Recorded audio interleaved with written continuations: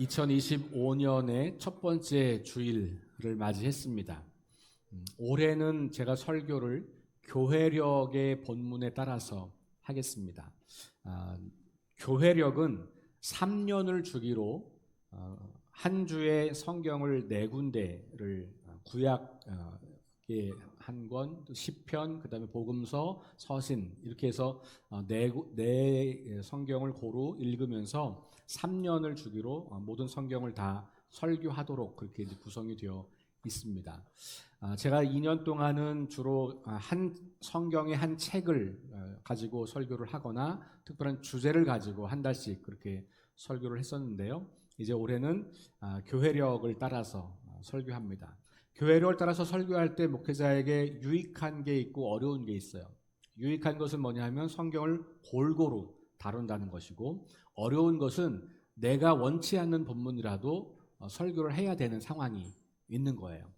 원치 않는다는 말이 그 말씀을 싫어한다는 말이 아니라 그 말씀을 내가 좀 어려워하거나 해석하기가 좀 힘들거나 아니면 조금 내가 아직 준비가 덜 됐거나 이럴 수 있는 본문들이 있거든요.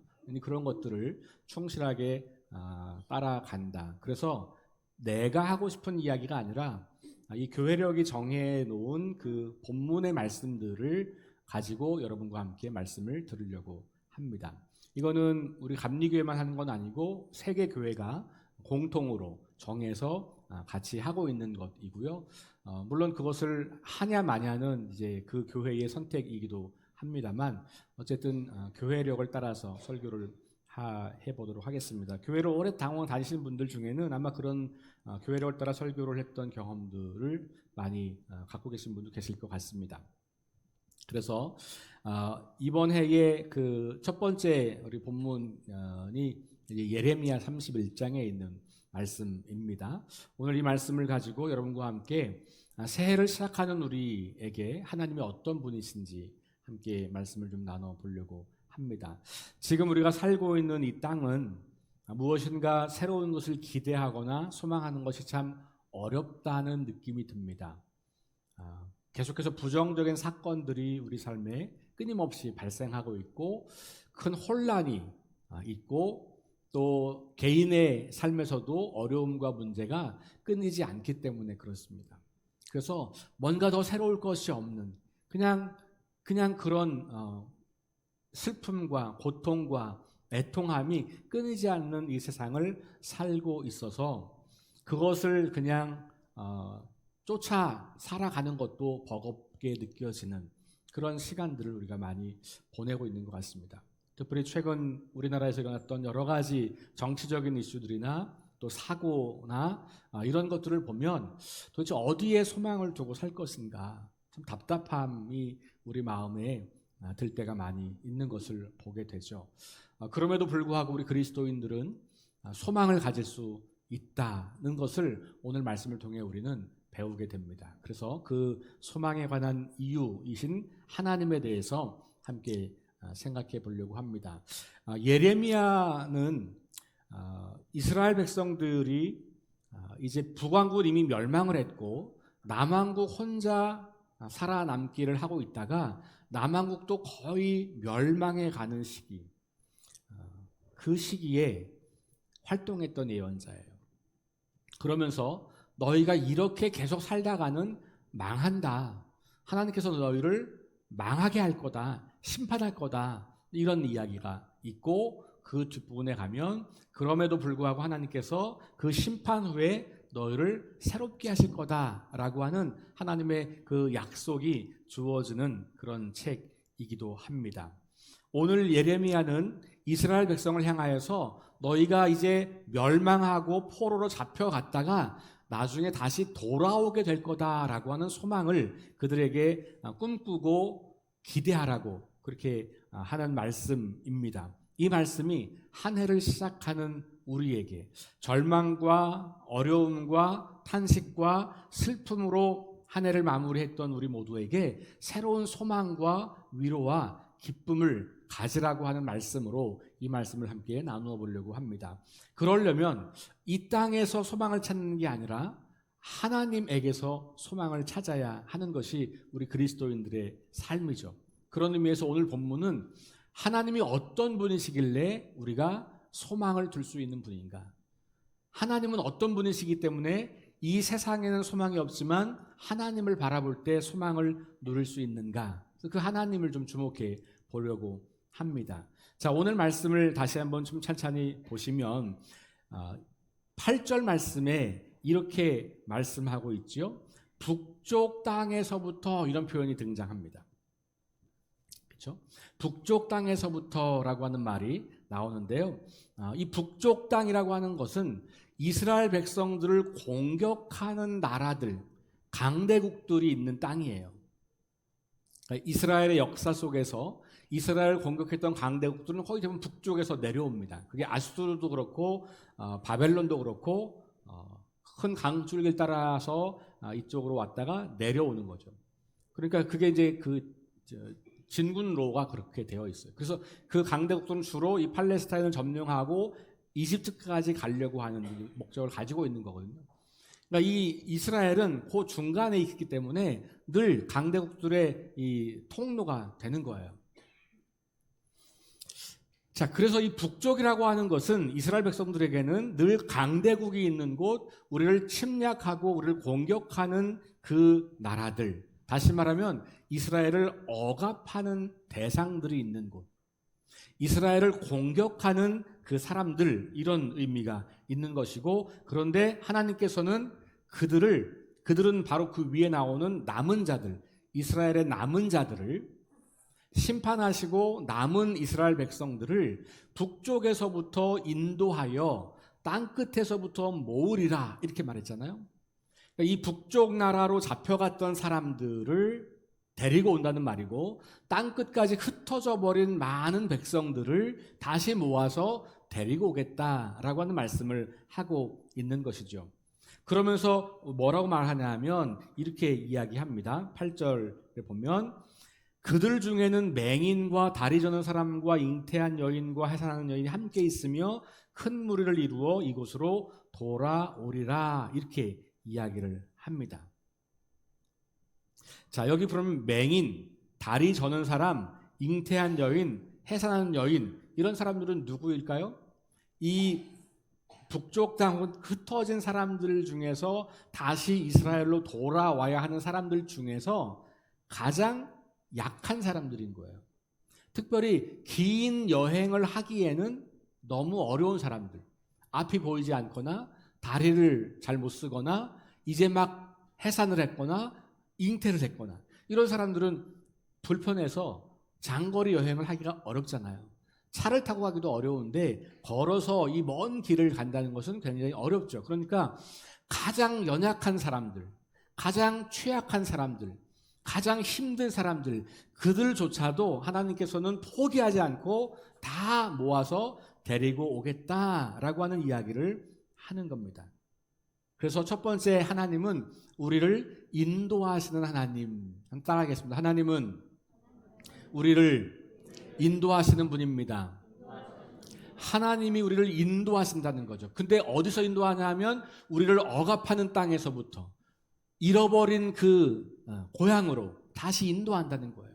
가장 연약한 사람들도 포기하지 않고 그들을 함께 데리고 오겠다고 하는 것입니다. 때로 우리가 너무 연약해 보일 때가 있어요. 너무 나약해서 하나님이 나 같은 사람도 끝까지 책임지실까? 하나님이 나 같은 사람을 사랑하실까? 이런 질문을 할 때가 있거든요. 오늘 이 말씀은 하나님이 가장 약한 사람들, 가장 힘없는 사람들, 가장 어려운 사람들조차도 결코 포기하지 않고 그들도 다시 그 땅으로 돌아오게 한다라고 말하고 있는 거죠. 아무리 강대한 힘에 의해서 억압당하고 아무리 큰 고통 속에 있는 사람들이라 할지라도 그곳으로부터 하나님께서 인도해내시겠다라고 말씀하고 있는 겁니다. 우리의 북쪽, 우리의 흩어진 곳, 사람마다 다 다르겠죠. 내가 지금 무엇인가에 억눌려 있다면 그것이 우리의 북쪽인 거예요. 우리가 저 변방에 버려진 것 같은 느낌이 든다. 우리가 땅 끝에 있는 것이지요. 우리의 북쪽과 우리의 땅 끝에서 하나님은 우리를 하나님의 땅으로 부르시고 모으시고 이끌어 오신다라고 하는 겁니다. 그 하나님을 신뢰하기 때문에 우리는 소망을 갖게 되는 것이죠. 사실 이 땅에서는 힘의 논리가 지배하잖아요. 힘센 사람, 뭔가 그럴듯한 사람, 많이 가지고 있는 사람이 대접받는 세상이잖아요. 그런데 하나님의 나라는 그렇지 않은 사람들도 포기하지 않는 나라, 그렇지 않은 모든 사람들에게 열려있는 나라, 무엇인가 우리를 짓누르고 있는 그 세상 속에서 우리를 해방시켜주는 그것이 바로 하나님 나라이잖아요. 그 하나님 나라가 우리에게 약속되어 있다라고 하는 것이고, 바로 그런 하나님이 우리의 하나님이다라고 하는 겁니다. 하나님은 우리를 인도하시는 분이시다. 두 번째, 10절 말씀에 보면 이런 말씀이 있습니다. 이방들이여 여호와의 말씀을 듣고 먼 섬에 전파하여 이르기를 이스라엘을 흩으신 자가 그를 모으시고 목자가 그 양떼에게 행함같이 그를 지키신다라는 표현이 있어요. 여기 두 가지 하나님은 흩으시는 분이고 지키시는 분이고 이렇게 나와 있습니다. 그러니까 두 번째 우리가 볼 것은 하나님은 우리를 흩으시기도 하는 분이다라는 거예요. 이스라엘 백성들이 왜 우리가 이렇게 망했느냐, 왜 우리가 강대국에 의해, 그것도 하나님을 섬기지 않는 우상을 섬기는 강대국이 우리를 이렇게 억압하고 포로로 잡아가고, 이 좀 이해가 안 되는 거죠. 하나님이 더 크신 분인데 왜 하나님이 우상에게 지냐. 여러분, 고대 세상은 국가와 국가의 전쟁이 신들의 전쟁이기도 한 거예요. 우리가 믿는 신이 더 큰 신이다, 이게 입증되는 거예요, 전쟁을 하면. 그러니 이스라엘 백성들의 마음속에는 하나님이 더 약한가? 하나님이 정말로 전능하신 분인가? 하나님이 정말로 모든 나라 위에, 모든 신 위에 뛰어난 신인가? 라는 질문을 할 수밖에 없어요. 그런 질문 가운데 있는 사람들에게 예언자들이 공통적으로 들려주는 이야기는 하나님이 무력해서 진 게 아니다 라고 말씀을 하시면서, 하나님께서 너희들을 깨닫게 하시려고 강대국을 사용한 것이다, 이렇게 이야기를 하는 거예요. 그러니까 강대국에 의해 흩어진 것처럼 보이지만 실제로 그 배후에서 일하신 분은 하나님이시다. 하나님이 흩으셨다는 거예요. 이 역사를 주관하시는 분은 하나님이시다라고 하는 거죠. 물론 이것을 너무 문자적으로 어떤 사건마다 다 갖다 붙이면 좀 위험한 부분이 있습니다만, 그러나 전반적으로 큰 맥락으로 볼 때 우리는 하나님의 주권과 섭리 안에 있다는 것을 믿게 되는 거죠. 이스라엘을 흩어지게 한 것은 강대국이 아니라 바로 하나님이시다라고 하는 거고, 하나님이 그들을 흩으신 이유가 뭐냐? 그들이 지금 하나님을 거부하고 자기들이 왕이 되어서 강대국을 의지하여서 살아가려고 하기 때문에 하나님을 신뢰하지 않고 사랑하지 않는 이스라엘을 심판하셔서 그들을 깨닫게 하고 다시 온전한 백성으로 세워주기 위해서 하나님께서 그 일을 행하셨다라고 이해를 하는 거죠.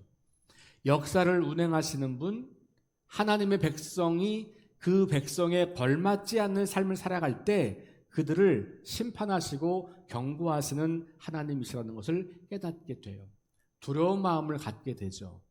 하나님께서 우리 그리스도인들이라고 해서 그냥 무조건 다 두지 않는다는 말이에요. 교회라고 해서 그냥 다 놔두지 않는다는 거예요. 교회와 그리스도인들이 하나님을 더 이상 신뢰하지 않고 하나님을 더 이상 하나님으로 인정하지 않고 자기 마음대로 부리는 그런 대상으로 하나님을 전락시킬 때 하나님은 그것을 참지 않으신다는 경고의 말씀인 거죠. 하나님의 심판과 하나님의 일하심을 우리는 기억할 필요가 있습니다. 우리 인생에서 부정적인 경험을 할 때가 있어요. 환경을 탓하거나 사람을 탓합니다. 그러면서 우리는 그런 부정적인 경험이나 흩어지게 된 그 경험 때문에 부정적인 마음을 갖기도 하고 하나님을 원망하기도 하고 하나님이 없다고 소리쳐 외쳐보기도 합니다. 그러나 우리가 오늘 이 말씀을 기억하면서 우리는 하나님이 여전히 살아계시고 일하고 계시다고 하는 것, 때로는 이해할 수 없는 고통이, 때로는 감당할 수 없는 부정적 사건이 우리의 삶에 몰려온다고 할지라도 그 배후에서 하나님이 여전히 우리를 바로 세우기 위해서 일하고 계신다라고 하는 것을 기억할 필요가 있다고 하는 겁니다. 한 해를 살아가면서 우리가 늘 즐거운 일만 있으면 좋겠지만 그렇지 않을 가능성이 높아요, 사실. 그렇죠? 우리에게 다가오는, 근데 그거는 우리의 문제거나 하나님의 문제만이 아니라 이 세상이 깨어져 있기 때문에, 이 깨어진 세상을 살아가는 우리에게는 어쩔 수 없이 경험될 수밖에 없는 일들이 많이 있다는 것을 우리가 기억할 필요가 있습니다. 어쨌든 하나님께서 우리를 흩으실 때가 있다. 하나님께서 우리를 흔들어 놓으실 때가 있다.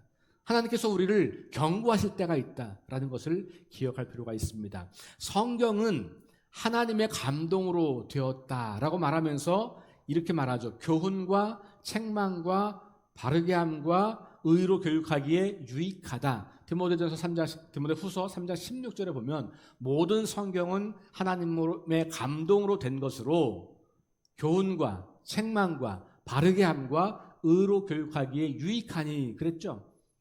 거기서 그 책망이라고 하는 게 바로 그런 거예요. 우리가 교훈을 따라서 바르게 살아갈 때는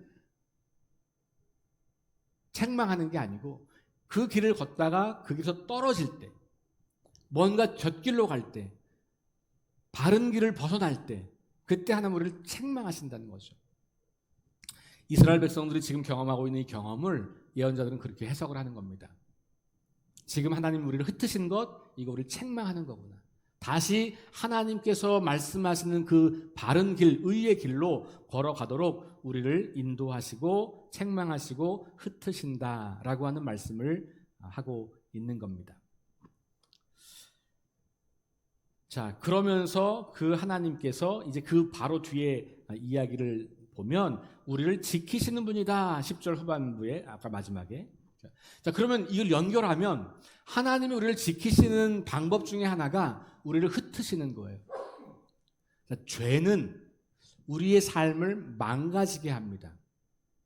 우리가 깨닫지 못하고 계속 죄 가운데 있을 때, 이 죄라는 게 단지 윤리 도덕적인 문제만이 아니라 우리가 하나님을 부정하고 하나님이 없다고 생각하고 살아갈 때, 그때가 우리가 죄 가운데 있는 상태인데, 그때 하나님이 우리를 그냥 놔두면 그 죄에 의해 망가지기 때문에 우리를 지키시기 위해서 우리를 흩으시고 우리를 책망하시고 우리를 심판하시고 이런 일이 있다는 거예요.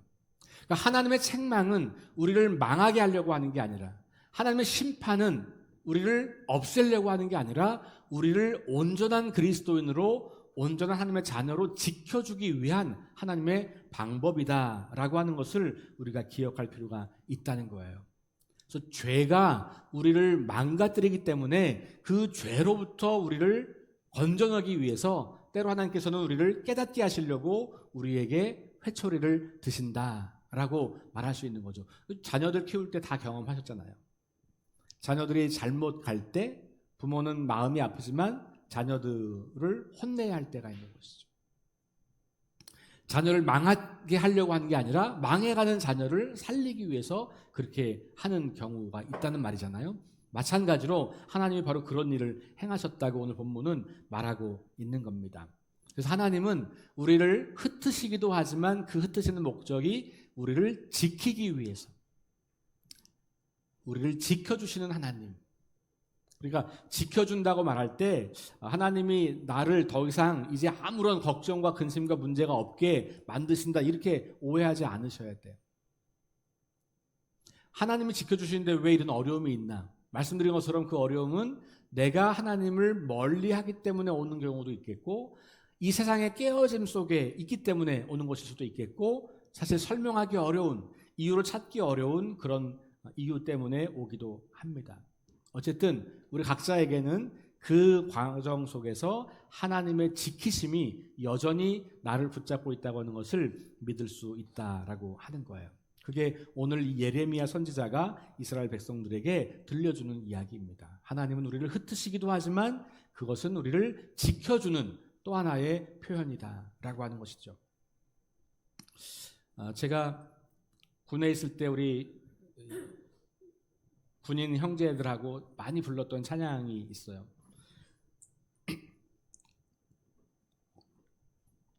이 시간에 좀 같이 불러보려고 그러는데요. 하나님은 너를 지키시는 자라는 찬양이에요. 아마 다들 불러보셨을 것 같아요. 혹시 모르시는 분들은 그냥 가사를 잘 보시면 될 텐데 시편 121편으로 구성된 찬양이에요. 우리 한번 이 찬양을 같이 한번 불러보겠습니다.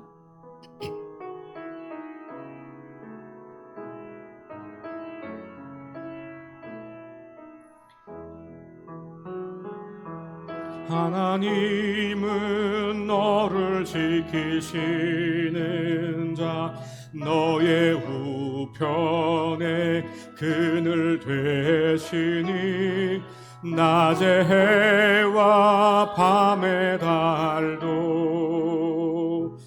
너를 해치 못하리. 하나님은 너를 지키시는 자, 너의 환난을 면케하시니 그가 너를 도우시리라. 너의 출입을 지키시리라. 눈을 들어 산을 보아라. 너의 도움 어디서 오나. 천지 지으신 너를 만드신 여호와께로 눈을 들어 산을 보아라. 눈을 들어 산을 보아라. 너의 도움 어디서 오나. 천지 지으신 너를 만드신 여호와께로다. 아멘. 낮의 해와 밤의 달이 사라지는 게 아니에요. 여전히 그 아래 있지만 하나님이 우리를 지키신다는 거죠. 그러니까 삶의 고통이 없어지고 불행이 없어진다는 말이 아니고 그런 고통과 불행을 경험함에도 불구하고 여전히 하나님이 우리를 지키신다고 하는 믿음을 고백하는 것이죠. 우리 인생을 공격하고 우리 인생을 힘들게 하고 우리 인생을 무너지게 하는 여러 상황들이 우리에게 다가올 수 있겠지만 여전히 하나님은 우리를 붙잡고 계신다라고 하는 믿음으로 한 해를 승리하시면 좋겠습니다. 네 번째 11절에 보면 하나님은 우리를 속량하시는 분이다라고 하는 표현이 등장합니다. 자, 11절 말씀을 함께 보시면 여호와께서 야곱을 구원하시되 그들보다 강한 자의 손에서 속량하셨으니라고 하는 말이 나오죠. 속량은 두 가지 의미가 있어요. 하나는 값을 치르다라고 하는 표현, 문자적인 의미는 그런 건데 죄를 대신 갚아주고 죄값을 그리고 풀려나는 것. 그러니까 빚을 대신 갚아주고 거기서 구해내는 것. 그러니까 하나님이 그 행하신 일을 말할 때는 죄에서 우리를 건지신 것, 이렇게 할 때 속량이라고 하는 말을 씁니다. 또 하나는 어려움과 고난과 웅덩이에서 우리를 건져내실 때, 그때도 역시 속량이라는 표현을 씁니다. 오늘 여기에 있는 이 말씀은 바로 이 강대국의 지배로부터 우리를 해방시켜 주신다라고 하는 의미로 쓰고 있습니다. 하나님은 어려움에 빠진 자들을 그냥 버려두시는 분이 아니라는 거예요. 가끔 하나님을 믿긴 하지만, 하나님이 온 세상을 창조했다고는 믿지만 하나님은 지금도 우리 삶에서 역사하신다는 것은 잘 믿지 않는 분들이 많이 계세요. 사실 그것 때문에 하나님을 잊어버리고 하나님을 무시하고 하나님 없이 인생을 사는 거거든요. 그냥 먼 발치에서 그냥 지켜만 보신다라고 믿는 거예요. 그러나 성경의 하나님은 우리를 먼 발치에서 그냥 구경만 하시는 분이 아니고 역사에 개입하시는 분이에요. 여러분 출애굽기 3장을 읽어보시면은 모세를 부르시는 장면이 나와요. 하나님께서 모세를 부르시면서 이렇게 말씀하세요. 3장 7절에 보면 여호와께서 이르시되 내가 애굽에 있는 내 백성의 고통을 분명히 보고 그들이 그들의 감독자로 말미암아 부르짖음을 듣고 그 근심을 알고, 이런 표현이 나와요. 보고 듣고 알고 계신다는 거예요. 그래서 하나님께서 내가 내려가서 그들을 애굽인의 손에서 건져내고, 이런 표현이 나오죠. 요 건져내고라는 말이 바로 여기서 예레미야가 말하는 속량하다는 말과 같은 의미예요. 그러니까 하나님은 우리가 고통받을 때, 우리가 부르짖을 때, 우리가 하나님 앞에 기도할 때 그냥 먼 발치에서 그냥 듣고만 계시면 네가 알아서 해라, 이런 분이 아니라는 거예요. 보고 듣고 알고 직접 개입하셔서 우리를 구하시는 분이다 라고 말하고 있는 거죠. 그래서 그 애굽의 손에서 건져내서 그들을 인도하여서 아름답고 광대한 땅으로 데리고 가겠다, 모세에게 그렇게 말씀하신 거거든요. 그러면서 9절에 보면 이제 가라, 이스라엘 자손의 부르짖음이 내게 달하고 애굽 사람이 그들을 괴롭히는 학대도 내가 보았으니 내가 너를 바로에게 보내어 너에게 내 백성 이스라엘 자손을 애굽에서 인도하여 내게 하리라. 이게 모세를 부르시는 이야기거든요. 하나님께서는 우리의 고통, 우리의 문제, 우리의 아픔, 우리의 삶의 실존을 보고 듣고 알고 계시는 분. 그래서 거기서부터 우리를 빠져나올 수 있도록 인도하시는 분, 속량하시는 분, 특별히 사람을 보내서, 그죠? 누군가를 보내서 그 일을 감당하게 하시는 하나님, 우리가 만나게 됩니다.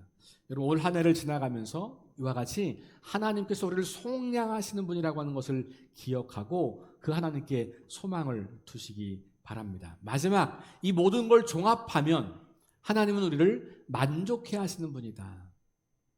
자, 오늘 말씀 14절 마지막에 보면 우리를 만족하게 하신다라는 표현이 등장합니다. 마지막 14절 말씀을 함께 같이 읽어보겠습니다. 다 함께 시작. 내가 기름으로 제사장들의 마음을 흡족하게 하며 내 복으로 내 백성을 만족하게 하리라, 여호와의 말씀이니라.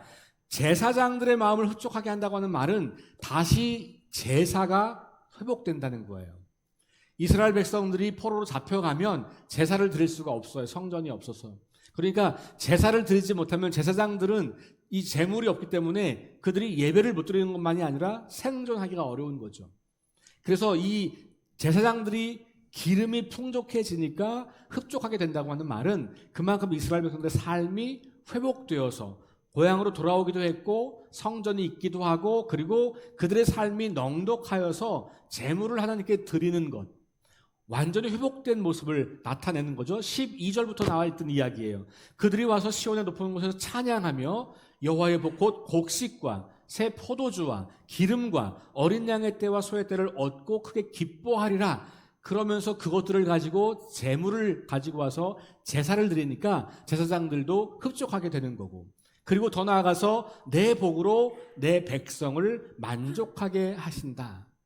방금 읽은 12절 말씀처럼 이스라엘 백성들의 삶이 회복되고 풍성하게 된다는 거예요. 그 심령은 물된 동산 같겠고 다시는 근심이 없겠다라고 말하고, 13절에 가니까 처녀들과 젊은이들과 노인들이 함께 춤을 춘다. 기쁨과 환희의 삶이 이어진다는 거예요. 그래서 슬픔을 돌려서 즐겁게 하고 그들을 위로하여 그들의 근심으로부터 기쁨을 얻게 할 거다. 완전한 회복을 이루어 주신다는 약속을 하고 있는 거죠. 이런 분이 바로 우리를 만족해 하시는 하나님이신 거죠. 이스라엘에게 이렇게 약속하신 하나님은 오늘 우리에게도 동일하게 약속하십니다. 하나님은 우리의 삶을 회복시키시고 풍성케 하시는 분이라고 하는 것이 우리의 믿음이죠. 그것 때문에 우리가 갈급한 세상을 살아가면서, 결핍된 세상을 살아가면서도 결코 결핍에서 머물러 있는 것이 아니라 하나님으로부터 오는 그 복을 누리며 만족할 수 있다라고 하는 겁니다. 사람은 만족할 대상을 찾지 못하면 끝없는 갈증을 갖고 사는 거예요. 여러분들이 무엇인가에 끊임없이 매여 있다면 갈증 때문에 그런 거예요. 외로움이라고 하는 갈증도 있겠고, 근데 그 모든 것들이 뭐냐면 어떤 한 대상에게 내가 맡기게 하죠. 그게 이제 중독이라는 거예요. 중독. 몰입. 긍정적으로 표현하면. 부정적 표현 중독. 이건 뭐냐 하면 그것이 처음에 나를 위로해 주었기 때문에, 만족을 주었기 때문에 거기에 계속 찾아가는 거거든요. 그게 물질이 됐든 대상이 됐든 무슨 TV가 됐든 이게 나를 만족시키는 거예요. 나를 만족시키는 대상에게 끊임없이 가게 돼 있습니다. 근데 그게 나를 파괴하게 되면 그걸 중독이라고 하는 거예요. 그런데 여러분, 세상에 있는 그 모든 것들은 우리를 진짜로 만족시킬 수 없는 것들이에요. 그래서 우리를 결국은 파괴하는 겁니다. 그러나 하나님은 우리를 영원한 만족으로 해갈해 주시는 분인 거죠. 그러니 우리가 하나님께 나아가는 것, 하나님께 소망을 두는 것, 그 하나님과 함께 인생을 살려고 하는 것이 너무나 중요하다라고 말하고 있는 겁니다. 예레미야가 2장에서 이런 이야기를 합니다. 내 백성이 두 가지 악을 행하였는데 하나는 그들이 생수의 근원이 되는 나를 버린 것이고, 또 하나는 스스로 웅덩이를 판 것인데 그 웅덩이는 물을 가둘 수 없는 웅덩이다. 두 가지 악이 뭐냐면 하나님을 버린 것, 그리고 하나님 아닌 다른 곳에서 갈증을 해결하려고 웅덩이를 파는 것. 이게 예레미야 2장 13절 말씀이에요. 우리는 끊임없이 다른 웅덩이를 파고 있는지도 모르겠어요.